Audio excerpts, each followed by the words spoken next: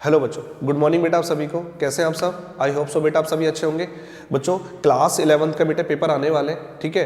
तो बेटा उसमें हमारा आज हम क्या करने वाले हैं बेटा, क्लास 11th के लिए एक चैप्टर स्टार्ट करने वाले हैं जिस चैप्टर का नाम है बेटा डेप्रिसिएशन। और डेप्रिसिएशन चैप्टर बेटा आपके पास 6 मार्क्स का आपके पास बेटा क्वेश्चन इससे आपसे पेपर में पूछेंगे ही पूछेंगे। तो डेप्रिसिएशन का चैप्टर बेटा आपके लिए बहुत रिलेवेंट है, बहुत इंपॉर्टेंट भी है, ठीक है बेटा। इस चैप्टर की कवरेंस में बेटा हम देखने वाले कि इसमें हम थ्योरी देखेंगे डेप्रिसिएशन की और फिर बेटा इसके हम प्रैक्टिकल्स क्वेश्चन भी क्या करेंगे, सॉल्व करेंगे। तो बेटा हम स्टार्ट करते हैं कि डेप्रिसिएशन होता क्या है। बेटा डेप्रिसिएशन क्या है कि जब हम किसी फिक्स एसेट्स को रेगुलरली कॉन्स्टेंटली क्या करते हैं बेटा, यूज करते हैं, तो यूज करने से बेटा उसकी वैल्यू उस फिक्स एसेट्स में बेटा क्या हो जाती है, घिसावट आ जाती है, ठीक है। और उसकी वैल्यू क्या हो जाती है बेटा, फिर रिड्यूस हो जाती है, उसकी वैल्यू में रिडक्शन आ जाता है। उस रिडक्शन को ही हम बेटा नाम देते हैं अकाउंटिंग की टेक्निकल टर्म्स के अंदर डेप्रिसिएशन। क्या नाम देते हैं बेटा, डेप्रिसिएशन। तो जैसे हम किसी एसेट्स को रेगुलरली कॉन्स्टेंटली यूज करते जाते हैं तो उसमें कुछ वियरिंग और टियरिंग होते चले जाते हैं over the passage of time. जैसे जैसे टाइम पास होता रहता है, ठीक है। पासेज ऑफ टाइम के अकॉर्डिंग ही हम क्या करते हैं, एसेट्स पे क्या लगाते हैं बेटा, डेप्रिसिएशन लगाते हैं, ठीक है। अब आपको समझना है बेटा डेप्रिसिएशन लगेगा किस पे बेटा, डेप्रिसिएशन लगता है हमेशा फिक्स एसेट्स पे। किस पे लगेगा बेटा, फिक्स एसेट्स पे, ठीक है। तो अभी मैं आपको एक चीज यहां पर भी लिखवा रहा हूं बेटा कि जो डेप्रिसिएशन आपके पास लगने वाला है वो बेटा आपके पास डेप्रिसिएशन लगेगा बेटा किस पे, फिक्स्ड एसेट्स पे, ठीक है। बच्चों हमने जो अंडर कंपनीज एक्ट 2013 में शेड्यूल 2 में हमने जो डेप्रिसिएशन का मीनिंग पढ़ा था वो क्या था, depreciation is the systematic allocation. किसका सिस्टमेटिक एलोकेशन है बेटा, डेप्रिशिएबल अमाउंट का of an asset over it's useful life. मतलब किसी एसेट्स की आपको डेप्रिसिएशन लगाना है तो बेटा डेप्रिसिएशन जो लगाया जाएगा वो बेटा डेप्रिशिएबल अमाउंट पे लगाया जाएगा। किस पे लगाया जाएगा बेटा, डेप्रिशिएबल अमाउंट पे। तो आपको निकालना पड़ेगा कि डेप्रिशिएबल अमाउंट होता क्या है और उसका आपको क्या करना है बेटा, सिस्टमेटिक एलोकेशन करना है। सिस्टमेटिक एलोकेशन का मतलब हो गया कि सर अगर आपकी कोई एसेट 1 लाख रुपए की है और वो आपकी बेटा 10 साल चलने वाली है, तो 10 साल चलेगी तो बेटा हर साल उस एसेट्स पे डेप्रिसिएशन कितना लगने वाला है, 10,000 रुपये आपका लगने वाला है। एक अगर हम over a period of time के अंदर हम देखें कि कॉन्टिन्यूसली अगर एक एसेट अगर डेप्रिशिएट होती है स्टेट वाइज पे तो कितनी होगी बेटा, 10,000 रुपये की आपकी एसेट क्या हो जाएगी, डेप्रिशिएट हो जाएगी। लेकिन आपने किसी एसेट्स पे पहले साल लगाया 10,000 का डेप्रिसिएशन, है ना, फिर अगले साल लगा रहे हो 15,000 का डेप्रिसिएशन, फिर अगले साल लगा रहे हो 12,000 का डेप्रिसिएशन। तो इस तरीके से आपको डेप्रिसिएशन नहीं लगाना है। डेप्रिसिएशन लगाना है बेटा सिस्टमेटिक एलोकेशन के बेस पे। कैसे लगाना है, सिस्टमेटिक एलोकेशन के बेस पे कि अगर आपका कोई डेप्रिशिएबल अमाउंट आ रहा है किसी एसेट्स का उसकी यूजफुल लाइफ के बेस पे, तो आपको क्या करना पड़ेगा, उसका सिस्टमेटिक एलोकेशन करना पड़ेगा। अब बेटा मैं आपको बताता हूं कि डेप्रिसिएशन का अगर यहां से अगर हम फॉर्मूला निकाले तो बेटा डेप्रिसिएशन का जो फॉर्मूला होगा बेटा, यहां पर डेप्रिसिएशन का जो बेटा फॉर्मूला होगा वो क्या होगा बेटा, cost of asset minus scrap value upon में estimated life of asset. Estimated life of asset, ये फॉर्मूला बेटा हमें आपको क्या करना है, इस जो टेक्निकल टर्म के अंदर बेटा डेप्रिसिएशन का मीनिंग लिखा हुआ है वो फॉर्मूला आपका इसी तरीके से निकल के आएगा बेटा। इसको अगर हम देखें कि सर ये जो कॉस्ट ऑफ एसेट्स में से आपने स्क्रैप वैल्यू माइनस करी है, इसको बोलते हैं बेटा डेप्रिशिएबल अमाउंट। क्या बोलते हैं इसे हम, डेप्रिशिएबल अमाउंट। और उसको हम बेटा डिवाइड कर देंगे किससे बेटा, लाइफ से, एस्टिमेटेड लाइफ ऑफ एसेट। तो बेटा क्या निकल के आएगा आपका बेटा, डेप्रिसिएशन यहां पर निकल के आएगा। अब हम एक एक मीनिंग पढ़ेंगे कि डेप्रिशिएबल अमाउंट क्या होता है, लाइफ क्या होती है, उसको हम एक एक करके बेटा समझते हैं। हाँ बच्चों क्या लिखा हुआ बेटा, डेप्रिशिएबल अमाउंट। डेप्रिशिएबल अमाउंट का मतलब क्या होता है sir, depreciable amount of an asset is the cost of an asset less it's residual value. इसका मतलब सर अभी आपने लिखवाया ना सर, क्या लिखवाया कि डेप्रिशिएबल अमाउंट कैसे निकाला जाएगा, आप क्या करना है, कॉस्ट ऑफ एसेट में से स्क्रैप वैल्यू को आप क्या कर दोगे, माइनस कर दोगे, तो बेटा वो क्या निकल के आता है, आपका डेप्रिशिएबल अमाउंट निकल के आता है, ठीक है। सेकंड पॉइंट सर मैं आपको फॉर्मूला भी आपने लिखवाया, हाँ जी, कॉस्ट ऑफ एसेट में से लेस करना है, क्या करनी है बेटा, रेजिडुअल वैल्यू। रेजिडुअल वैल्यू को हम बोलते हैं बेटा स्क्रैप वैल्यू। क्या बोलते हैं इसको हम, स्क्रैप वैल्यू, ठीक है। तो रेजिडुअल वैल्यू को क्या बोलने वाले हम, स्क्रैप वैल्यू बोलने हैं। नोट क्या कहता है बेटा, ये स्क्रैप वैल्यू या रेजिडुअल वैल्यू क्या है?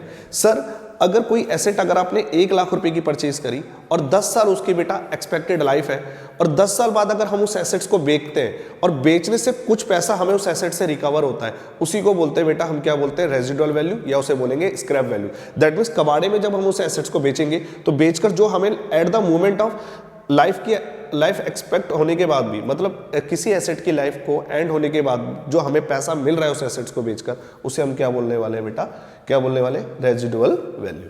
तो बेटा रेजिडुअल वैल्यू क्या होती है कि residual value is the expected amount, जो आपने एक्सपेक्ट किया कितना अमाउंट आपको मिल जाएगा, that be realised from asset after the end of its useful life, कि जैसे एसेट्स की यूजफुल लाइफ एंड होगी और एंड होने के बाद कि आपको उस एसेट्स को बेचकर कुछ पैसा मिल सकता है, उस पैसे को हम बोलते हैं बेटा रेजिडुअल वैल्यू। और इसको लिखा हुआ है it is also known as scrap value, और इसको हम क्या बोलते हैं बेटा, इसको बोलते हैं स्क्रैप वैल्यू भी हम इसको बोलते हैं। तो बेटा तो आपको क्या करना है कि सर आपको जो भी डेप्रिसिएशन लगाना है, और डेप्रिसिएशन बेटा आप लगाते हो किस पे, डेप्रिशिएबल अमाउंट पे। किस पे लगाओगे बेटा, डेप्रिशिएबल अमाउंट। मतलब आपको डेप्रिसिएशन जो लगाना है उसका मतलब होता है कि सर आपको डेप्रिशिएबल अमाउंट को आपको रिटर्न ऑफ करना पड़ेगा। ठीक है, क्या लिखा था, अभी देखा था सिस्टमेटिक एलोकेशन। क्या देखा था आपने, systematic allocation. Sir systematic allocation का मतलब होता था कि आपको जो डेप्रिसिएशन लगाना है वो आपको एक सिस्टमेटिक वे में लगाना है ना। सिस्टमेटिक एलोकेशन का मतलब क्या है कि सर आपको जो डेप्रिसिएशन निकालना है वो सर एक सिस्टमेटिक एलोकेशन के बेस पर आपको एलोकेट करना है। मतलब जो डेप्रिसिएशन आप निकालने वाले हो उसका एक एलोकेशन का जो पॉइंट होना चाहिए वो सिस्टमेटिक होना चाहिए। इसका मतलब सर जब डेप्रिसिएशन लगा लोगे एक उसका अमाउंट आपका एक सर्टेन होना चाहिए। ऐसा नहीं कि आप कभी डेप्रिसिएशन कम लगा रहे हो, कभी डेप्रिसिएशन ज़्यादा लगा रहे हो। मान के चलो इस साल आपको कंपनी का प्रॉफिट हुआ है ना 2 लाख रुपए का, उसने लगा दिया डेप्रिसिएशन 20,000 का।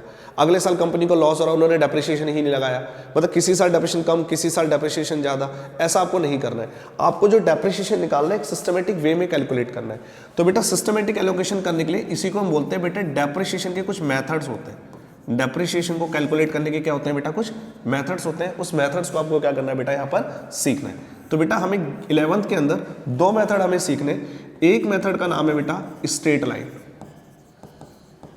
एक मेथड कौन सा है बेटा आपका, स्ट्रेट लाइन मेथड। एक आपका है बेटा return down value method, return down value method. बेटा पहला मेथड का नाम था स्ट्रेट लाइन मेथड, दूसरा मेथड का नाम है बेटा return down value method. Sir straight line method को हम और किस किस नाम से बोल सकते हैं बेटा, यहां पर देखो लिख रहे हैं मैं, यहां पर original cost method, original cost method, ठीक है, फिक्स्ड इंस्टॉलमेंट मेथड,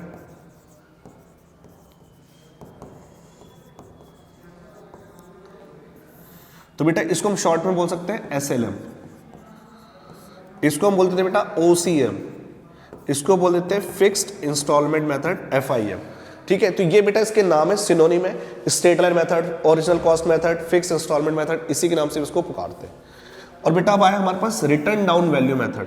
तो बेटा रिटर्न डाउन वैल्यू मेथड में हमारे पास जो नाम होंगे बेटा, इसके क्या क्या नाम होते हैं रिटर्न डाउन वैल्यू मेथड में। एक बोलते हैं बेटा डिमिनिशिंग बैलेंस मेथड, और इसको हम बोलते हैं रिड्यूसिंग बैलेंस मेथड।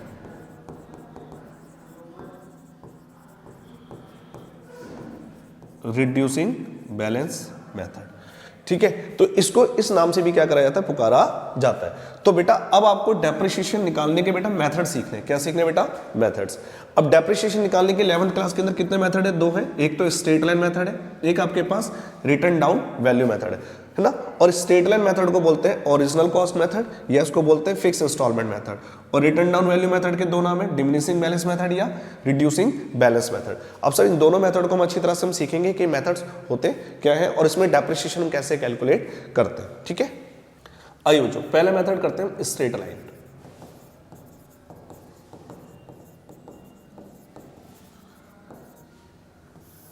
कि स्ट्रेट लाइन मेथड में हम डेप्रिसिएशन कैसे कैलकुलेट करेंगे। तो बेटा डेप्रिसिएशन कैलकुलेट करने का यहां पर फॉर्मूला होगा। डेप्रिसिएशन कैसे कैलकुलेट करेंगे सर, फॉर्मूला बताया था मैंने आपको, cost of asset minus scrap value upon में एस्टिमेटेड लाइफ ऑफ एसेट। ठीक है, स्ट्रेट लाइन मेथड के अंदर हम डेप्रिसिएशन क्या कर रहे हैं बेटा, कैलकुलेट कर रहे हैं। तो ये डेप्रिसिएशन का क्या है बेटा, यहां पर फॉर्मूला है हमारे पास। ठीक है, हम बेटा एग्जांपल लिख लेते हैं। Cost of asset, sir asset की कॉस्ट है 1 लाख रुपए,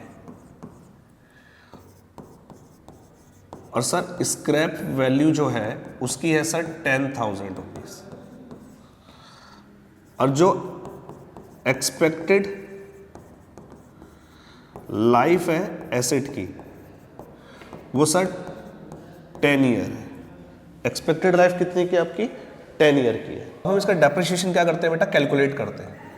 तो बेटा डेप्रिसिएशन कैसे कैलकुलेट करेंगे, sir cost of asset, asset की कॉस्ट कितने की है बेटा, 1 लाख रुपए की एसेट की कॉस्ट है sir, minus scrap value, scrap value कितने की है बेटा, 10,000 की है सर, लाइफ कितने की है, 10 साल की है, 10 से डिवाइड कर दीजिए सर, 90,000 को आप 10 से क्या कर देंगे बेटा, डिवाइड कर देंगे, तो बेटा ये आ जाएगा 9,000 रुपये पर एनम। मतलब सर आपका जो डेप्रिसिएशन लगेगा बेटा वो पर एनम में बेटा वो कितना निकल के आने वाला है, 9,000 रुपये पर एनम निकल के आने वाला है सर। इसके बाद अब हम निकालते हैं डेप्रिसिएशन का रेट। डेप्रिसिएशन का रेट कैसे कैलकुलेट करोगे सर, डेप्रिसिएशन का रेट कैलकुलेट करने का फॉर्मूला है, जितना भी आपका डेप्रिसिएशन आता है उसको आप डिवाइड कर देंगे ओरिजिनल कॉस्ट से। किससे डिवाइड कर देंगे, ओरिजिनल कॉस्ट से, और मल्टीप्लाई कर देंगे जी 100 से। सर डेप्रिसिएशन कितना निकल के आ रहा है आपके पास, 9,000 रुपये आपका डेप्रिसिएशन निकल के आया है, और ओरिजिनल कॉस्ट कितने की बेटा, एसेट की 1 लाख रुपए की ओरिजिनल कॉस्ट है। 1 लाख को से डिवाइड करिए इंटू 100 कर दीजिए, तो सर ये आपका निकल के आएगा 9% पर एनम। मतलब आपका हर साल का जो डेप्रिसिएशन लगाया जाएगा वो कितने परसेंट से लगाया जाएगा, 9% से लगाया जाएगा। सर ये 9% क्यों हुआ सर, बताते हैं। देखो बेटा आपकी जो एसेट है ना, उस एसेट की जो कॉस्ट है बेटा, उस एसेट की कॉस्ट है आपकी 1 लाख रुपए, और जब 10 साल पूरे हो जाएंगे तो 10 साल पूरे होने पर बेटा आपको कितने रुपए मिल जाएंगे, स्क्रैप वैल्यू के नाम से 10,000 रुपये मिल जाएंगे। इसका मतलब सर अगर हम डेप्रिशिएबल अमाउंट निकाले, डेप्रिशिएबल अमाउंट की कितनी एसेट को हमें डेप्रिशिएट करना है, क्यों सर 1 लाख की आपने मशीन खरीदी, 10 साल बाद तो सर आपको 10,000 तो स्क्रैप वैल्यू के नाम से मिल ही जाएंगे। इसका मतलब आपकी जो एसेट है जो रिड्यूस होगी वो कितने से रिड्यूस होगी सर, 90,000 से रिड्यूस होगी। मतलब जो डेप्रिसिएशन लगाया जाएगा लगेगा वो कितने अमाउंट का डेप्रिसिएशन लगेगा, 90,000 का। तो डेप्रिशिएबल अमाउंट कितने का बेटा कैसे निकालोगे, 1 लाख रुपए में से आप क्या करोगे, 10,000 स्क्रैप वैल्यू के माइनस कर दोगे, तो 90,000 की आपकी एसेट क्या होगी बेटा, डेप्रिशिएट होगी। ठीक है, क्यों, क्योंकि 10 साल बाद आपको 10,000 तो मिल ही जाएंगे। इसका मतलब सर आपकी एसेट जो डेप्रिशिएट होने वाली है कितने होने वाली है, 90,000 रुपए। तो देखो 90,000 रुपए आपकी एसेट डेप्रिशिएट होगी कितने सालों में, 10 सालों में। तो 10 से डिवाइड करूंगा तो बेटा कितना निकल के आएगा हर साल का डेप्रिशिएशन, 9,000 रुपए। ठीक है, इसलिए सर परसेंटेज कैसे निकालोगे, डेप्रिशिएशन का रेट कैसे निकालोगे परसेंटेज में, डेप्रिशिएशन को डिवाइड कर दोगे ओरिजिनल कॉस्ट से इंटू 100। इसका मतलब सर अगर आप कैलकुलेट करो कि 1 लाख की एसेट की कॉस्ट है, 1 लाख की एसेट की कॉस्ट है, और डेप्रिसिएशन का जो रेट निकल के आया कितना आया, 9% पर एनम। तो अगर 9% अगर आप निकालोगे हर साल तो बेटा ये कितना आएगा, 9,000 रुपये हर साल आपका डेप्रिसिएशन निकल के आ जाएगा। ठीक है, इस तरीके से आपको स्ट्रेट लाइन मेथड के अंदर क्या करना है, डेप्रिसिएशन अगर का रेट अगर आपको गिवन नहीं हो तो आपको इस फॉर्मूले से क्या करना है, डेप्रिसिएशन कैलकुलेट कर लेना है, अगर आपके पास डेप्रिसिएशन का रेट क्वेश्चन में गिवन नहीं है तो। अगर क्वेश्चन में डेप्रिसिएशन का रेट गिवन होगा तो डायरेक्ट ही हम क्या करेंगे, जितनी भी एसेट की कॉस्ट है उसका परसेंटेज हम निकाल देंगे, उसी को बोलेंगे बेटा क्या, डेप्रिसिएशन का अमाउंट। ठीक है, तो आपको देखना है कि क्वेश्चन में डेप्रिसिएशन का रेट है या डेप्रिसिएशन का रेट नहीं है। डेप्रिसिएशन का रेट होगा तो डायरेक्ट हम डेप्रिसिएशन निकालेंगे। ठीक है, तो स्ट्रेट लाइन मेथड में बेटा आपको मैं लिख देता हूं कि स्ट्रेट लाइन मेथड में जो आपको डेप्रिसिएशन कैलकुलेट करना है, ठीक है, वो कैलकुलेट किस पे करते हैं बेटा, ओरिजिनल कॉस्ट पे। किस पे करते हैं बेटा, ओरिजिनल कॉस्ट पे हम क्या करते हैं, डेप्रिसिएशन क्या करते हैं, चार्ज कर देते हैं। ठीक है, ओरिजिनल कॉस्ट पे हम डेप्रिसिएशन को क्या करते हैं बेटा, कैलकुलेट करते हैं। ठीक है, किस मेथड के अंदर बेटा, स्ट्रेट लाइन मेथड के अंदर, ठीक है। तो स्ट्रेट लाइन मेथड के बेटा हम क्या करते हैं, कुछ मीनिंग भी पढ़ लेते हैं बेटा। स्ट्रेट लाइन मेथड को ना ऑल्सो नोन एज क्या बोलते हैं बेटा, फिक्स इंस्टॉलमेंट मेथड ही बोलते हैं, इसे हम इक्वल इंस्टॉलमेंट मेथड ही बोलते हैं, और इसे हम ओरिजिनल कॉस्ट मेथड भी कहते हैं। तो बेटा पेपर में आपसे ना किसी भी नाम से आपसे पूछ सकता है कि स्ट्रेट लाइन मेथड से निकालो डेप्रिसिएशन, फिक्स इंस्टॉलमेंट मेथड से निकालो, इक्वल इंस्टॉलमेंट से निकालो, या ओरिजिनल कॉस्ट मेथड से आपसे पूछ सकता है। तो बेटा तीनों का ही मेथड नेम बेटा बिल्कुल सेम है।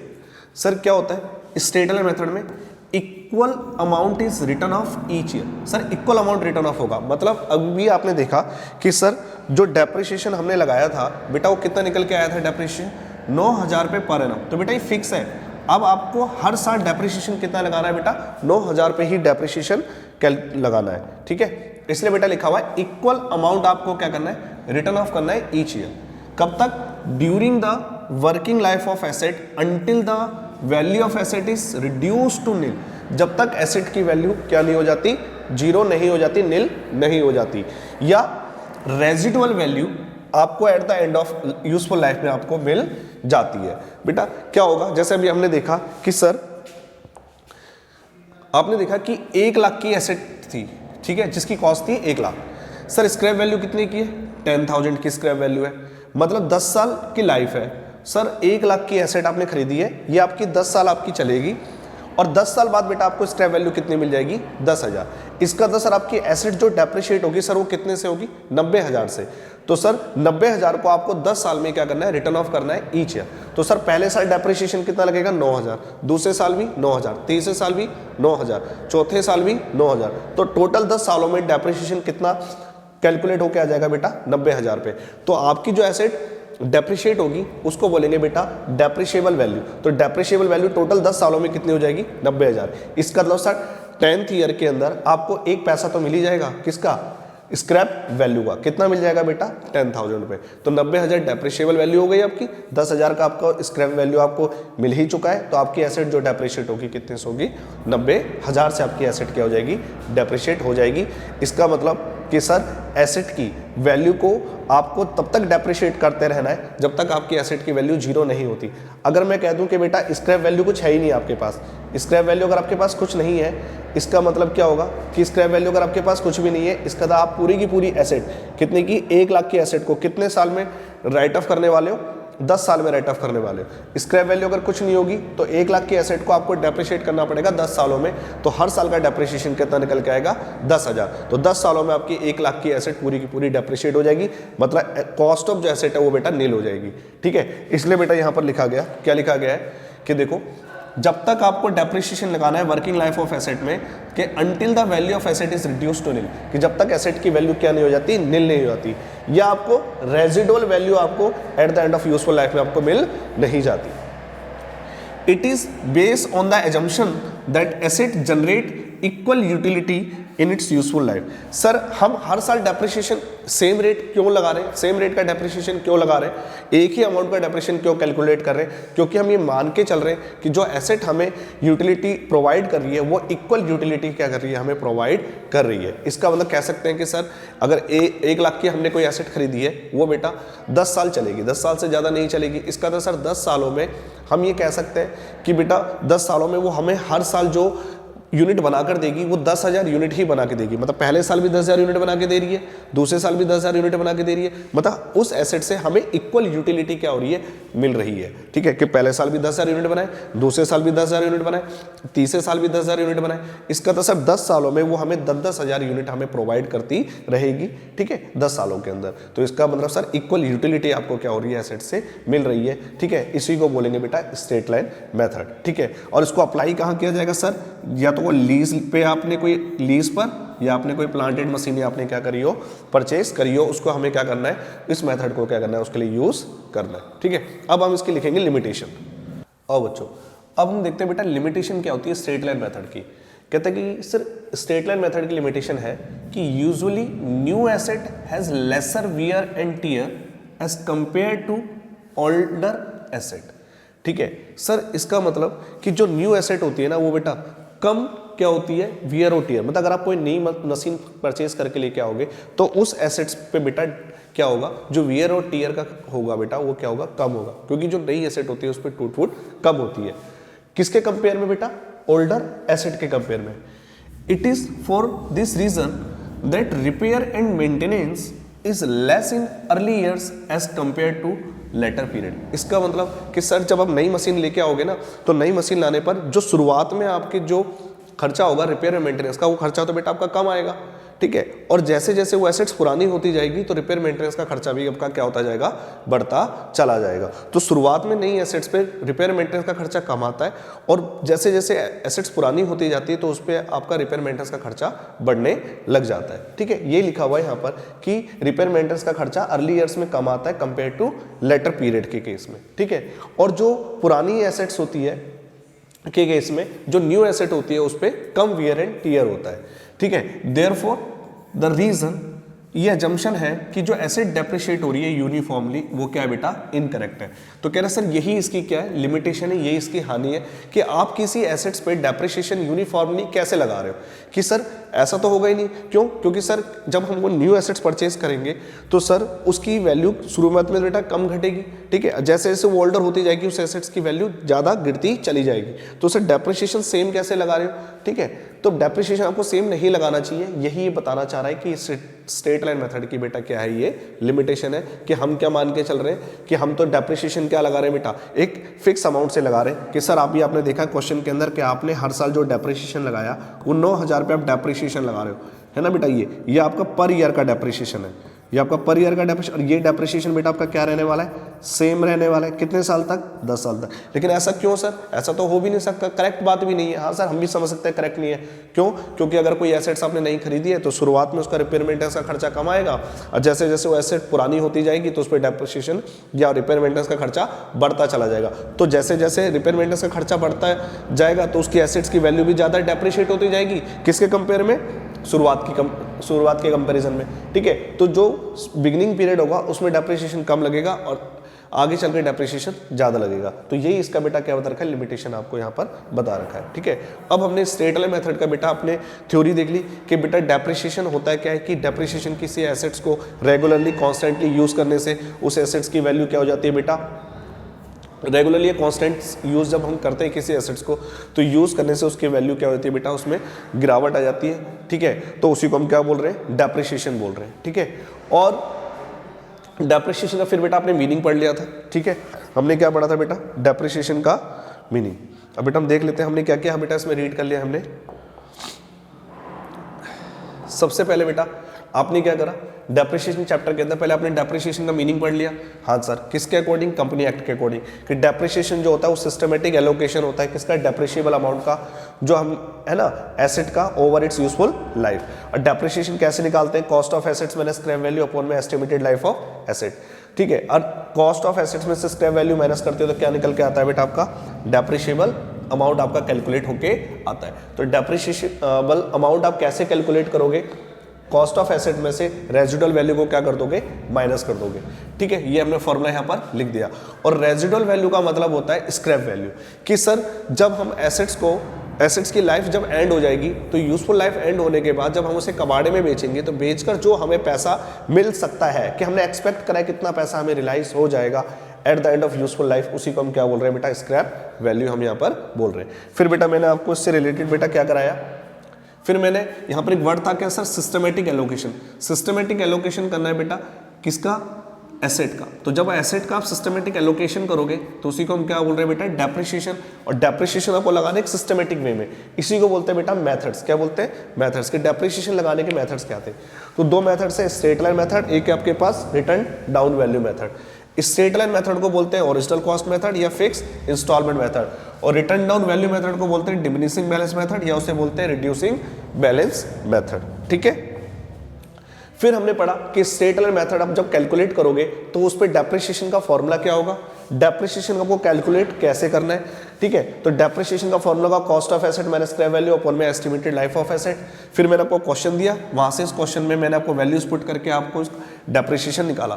फिर मैंने बताया कि डेप्रिसिएशन का अगर आपको रेट गिवन ना हो तो डेप्रिसिएशन का रेट आप कैसे कैलकुलेट करते हो, ठीक है। तो आपको ये तरीका बेटा आना चाहिए, ठीक है। और उसके बाद फिर हमने पढ़ लिया कि स्ट्रेट लाइन मेथड को हम fix instalment, equal instalment method कहते हैं। इसमें हम इक्वल अमाउंट हर साल क्या करेंगे, रिटर्न ऑफ करेंगे जब तक वर्किंग लाइफ एसेट की है, ठीक है। और जब तक एसेट की वैल्यू नील नहीं हो जाती तब तक हम इक्वल अमाउंट की डेप्रिशिएट करते रहेंगे, या हमें रेजिडुअल वैल्यू नहीं मिल जाती at the end of useful life में। और ये बेस होता है एजम्पशन दैट कि एसेट क्या कर रही है, हमें इक्वल यूटिलिटी क्या कर रही है, जनरेट कर रही है यूजफुल लाइफ के दौरान। तो इसका एग्जांपल कहाँ पर अप्लाई करते हैं, लीज पर या प्लांट एंड मशीन पर, ठीक है। फिर हमने इसके बाद पढ़ा बेटा, क्या देखा, फिर हमने देखा कि इसकी सर लिमिटेशन क्या थी, कि मतलब इस स्टेटल मेथड का कि हानि क्या है, कि सर हानि यहाँ पर हमारी कहाँ पर होगी, कि इस बेस पर कि शुरुआत में जब हम कोई न्यू एसेट्स खरीदते हैं तो उस रिपेयर मेंटेनेंस का खर्चा कम आता है और बाद में उसका खर्चा ज़्यादा आता है। तो सर डेप्रिसिएशन आप इक्वल कैसे लगा रहे हो, तो डेप्रिसिएशन आपको इक्वल तो लगाना नहीं चाहिए, है ना। ये इस बेस के ऊपर हम क्या कर रहे हैं, हमने इस पे इसकी लिमिटेशन भी हमने पढ़ ली।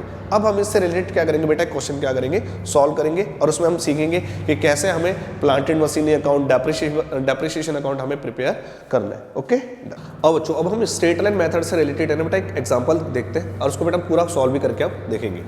तो बेटा मेरे साथ क्वेश्चन डिनोट करेंगे, ठीक है। मैं अब आपको एक टाइमलाइन बना के देता हूँ, तो उस टाइमलाइन के अकॉर्डिंग हम क्वेश्चन को क्या करेंगे बेटा, हम सॉल्व करेंगे, ठीक है। मैं आपको पूरा पैराग्राफ में क्वेश्चन नहीं लिखा रहा हूँ, टाइमलाइन बना के दे रहा हूँ, उस टाइमलाइन के अकॉर्डिंग ही हम क्वेश्चन को सॉल्व करने वाले हैं। सर 1 अप्रैल 2024 को बेटा हमने मशीन परचेज करी है, मैंने मशीन परचेज करी है 90,000 की, ठीक है सर। फिर मैंने एक्सपेंसेस कर दिए, ये मैंने जो एक्सपेंसेस इनकर्ड करें ऑन इंस्टॉलेशन के करें, मैंने इंस्टॉल करते समय 10,000 का खर्चा इस पे कर दिया। तो सर जो मशीन की कॉस्ट होगी उसमें आप ये एक्सपेंसेस भी क्या कर दोगे, ऐड कर दोगे, क्योंकि कैपिटल एक्सपेंसेड है, हाँ जी कैपिटल एक्सपेंडिचर है। तो 90,000 की आपने मशीन खरीदी, 10,000 का आपने खर्चा कर दिया इंस्टॉलेशन पे, टोटल मशीन की कॉस्ट हो गई आपकी 1 लाख। सर इस मशीन की जो लाइफ है, जो लाइफ ऑफ एसेट है वो बेटा मैं लिख देता हूँ यहाँ पर कि जो एसेट की लाइफ है वो कितनी है बेटा, 10 साल की लाइफ है एसेट की, ठीक है। फिर मैंने लिखा बेटा स्क्रैप वैल्यू, स्क्रैप वैल्यू बेटा मैंने यहाँ पर लिखी है 10,000 रुपये, कि सर 10 साल की लाइफ के अंदर जो उसकी स्क्रैप वैल्यू होगी वो कितनी होगी बेटा, 10,000 रुपये होगी। अब क्वेश्चन कह रहा है बेटा आपको प्रिपेयर करना है, आपको मशीनरी अकाउंट बनाना है बेटा, क्या बनाना है आपको, मशीनरी अकाउंट बनाना है बेटा। कितने साल के लिए बनाना है आपको, 4 साल के लिए, ठीक है। एक काम करते हैं बेटा, हम इसमें ना 3 साल के लिए मशीन अकाउंट बना लेते हैं, ठीक है। तो बेटा मशीन अकाउंट बना लेते हैं, यहाँ पर कितने साल का प्रिपेयर करना है आपको, 3 साल का मशीन अकाउंट हम क्या करते हैं, प्रिपेयर कर लेते हैं, ठीक है। अब मेरे साथ बेटा इस क्वेश्चन को सॉल्व करेंगे, देखते हैं।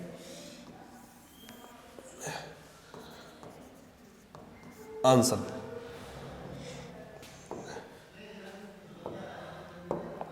सबसे पहले हम डेप्रिसिएशन निकालेंगे।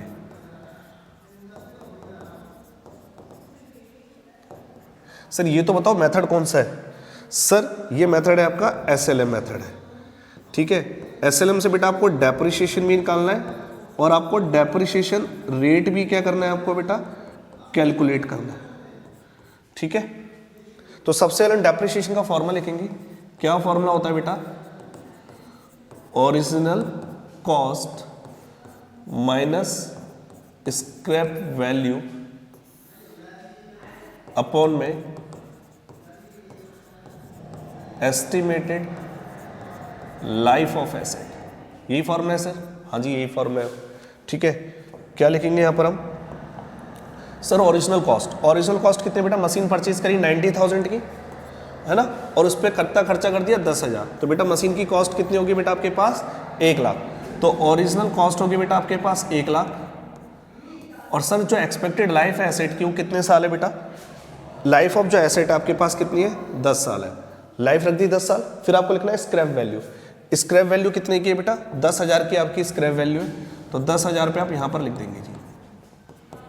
सर कितना आएगा जी 90,000 आएगा, इसको डिवाइड कर देंगे बेटा 10 से, तो ये आपके पास आने वाला है बेटा 9,000 रुपये पर एनम। तो ये हर साल का डेप्रिसिएशन आ जाएगा बेटा आपके पास कितना, 9,000 रुपये। अब बेटा हमें निकालना है डेप्रिसिएशन का रेट, क्या निकालना है, डेप्रिसिएशन का रेट। डेप्रिसिएशन का रेट कैसे निकालेंगे, फॉर्मूला लिखेंगे डेप्रिसिएशन ओरिजिनल कॉस्ट नीचे इनटू में 100। सर डेप्रिसिएशन कितना आ रहा है? सर डेप्रिसिएशन आ रहा है आपके पास 9,000 रुपये और ओरिजिनल कॉस्ट कितने की बेटा आपके पास 1 लाख रुपए की ओरिजिनल कॉस्ट है, इनटू आप कर दीजिए बेटा 100 से, तो ये आपका निकल के आएगा 9% पर एनम। मतलब आपने डेप्रिसिएशन निकाल लिया और आपने डेप्रिसिएशन का रेट भी क्या कर लिया बेटा, कैलकुलेट कर लिया। तो डेप्रिसिएशन कितना लगेगा हर साल 9,000 रुपये और डेप्रिसिएशन का रेट कितना है 9% पर एनम।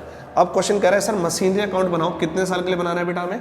3 साल के लिए मशीनरी अकाउंट हमें क्या करना है, प्रिपेयर करना है। ठीक है, तो आओ बेटा मेरे साथ बनाते हैं हम क्या, मशीनरी अकाउंट। और बच्चों अब इस क्वेश्चन को हम क्या करते हैं बेटा, सॉल्व करते हैं। तो उसके लिए बेटा सबसे पहले बनाते हैं मशीनरी अकाउंट।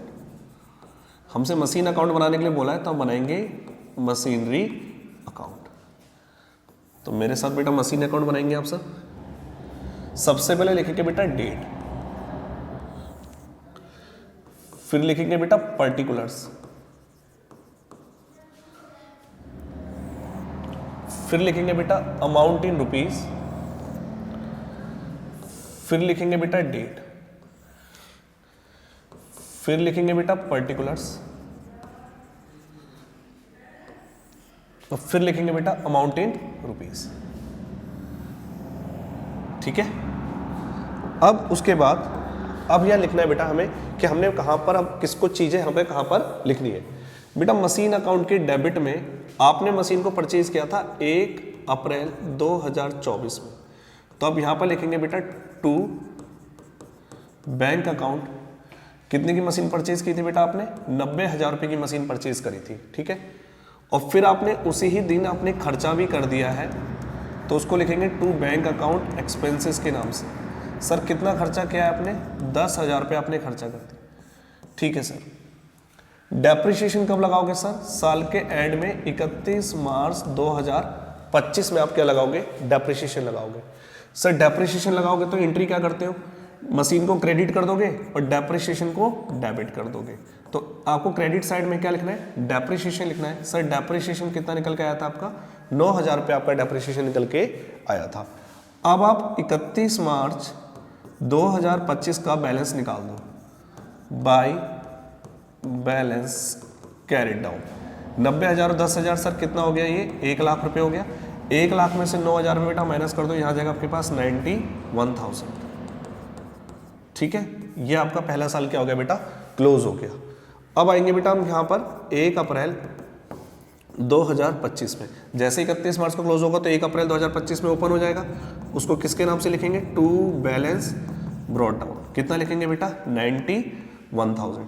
अब सर डेप्रिसिएशन कब लगेगा? डेप्रिसिएशन लगेगा 31 मार्च 2026 में, साल के एंड में बाय डेप्रिसिएशन। सर कितना डेप्रिसिएशन आएगा? सर वही आएगा 9,000 रुपये, क्योंकि हमारा स्ट्रेट लाइन मेथड चल रहा है, तो डेप्रिसिएशन बेटा सेम आएगा आपका 9,000 रुपये। तो सर 31 मार्च 2026 में अब बैलेंस निकालिए, आपका क्या बैलेंस निकल के आएगा? By balance carried down. कितना आएगा बेटा? 91 में से आप क्या करिए? 9,000 माइनस करिए। सर बैलेंस कितना आएगा? 82। तो बेटे ये आ जाएगा आपके पास 91 टोटल। ठीक है, आपको बोला था बेटा 3 साल का मशीन अकाउंट बना रहा है, तो हम तीसरे साल का बना रहे हैं। फिर हम लिखेंगे 1 अप्रैल 2026। क्या लिखेंगे यहाँ पर? To balance brought down. Sir कितना बैलेंस आएगा? 82,000। सर डेप्रिसिएशन कब लगाएंगे? 31 मार्च 2027 में बेटा डेप्रिसिएशन लगेगा बाय डेप्रिसिएशन। सर कितना डेप्रिसिएशन आएगा आपके पास? 9,000 का सर डेप्रिसिएशन लगेगा।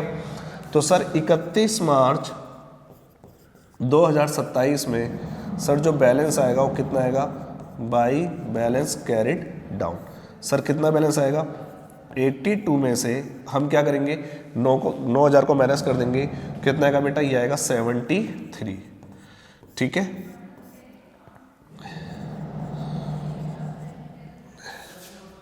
फिर सर इसको क्या करना है?